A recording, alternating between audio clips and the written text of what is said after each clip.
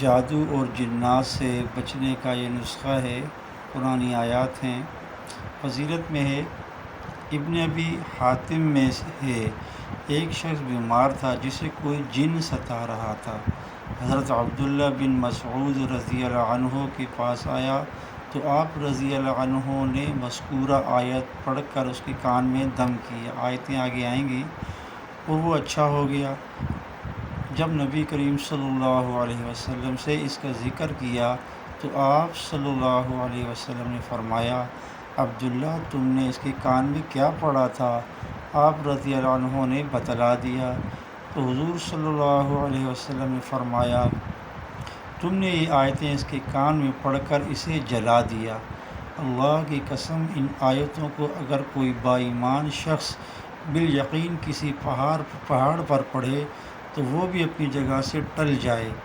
ابو نعیم نے روایت نقل کی ہے کہ ہمیں رسول کریم صلی اللہ علیہ وسلم نے ایک لشکر میں بھیجا اور فرمایا کہ ہم صبح و شام مذکورہ آیتیں تلاوت فرماتے رہیں، تو ہم نے برابر اس کی تلاوت دونوں وقت جاری رکھی۔ الحمدللہ، ہم سلامتی اور غنیمت کے ساتھ واپس لوٹے۔ یہ آیتیں آگے آ رہی ہیں، اس کو ذرا دیکھ لیں، اس کو یاد بھی کر لیں اور دوسروں تک بھی پہنچائیں۔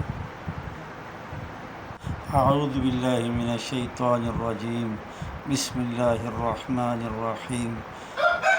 افحسبتم انما خلقناکم عبثا وانکم الینا لا ترجعون، فتعالی اللہ الملک الحق، لا الہ الا هو رب العرش الکریم، ومن يدع مع الله إلها آخر لا برهان له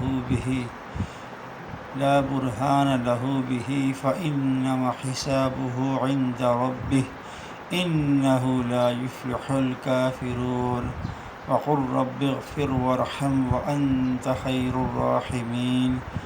یہ صورتیں پڑھ کر، یہ آیتیں پڑھ کر اپنے آپ پر دم کرے، اور جو شخص کسی تکلیف میں مبتلا ہو، جنات عصیب وغیرہ کے، اس کو بھی پڑھ کر پھونکیں تو انشاءاللہ اس سے کافی افاقہ حاصل ہوگا۔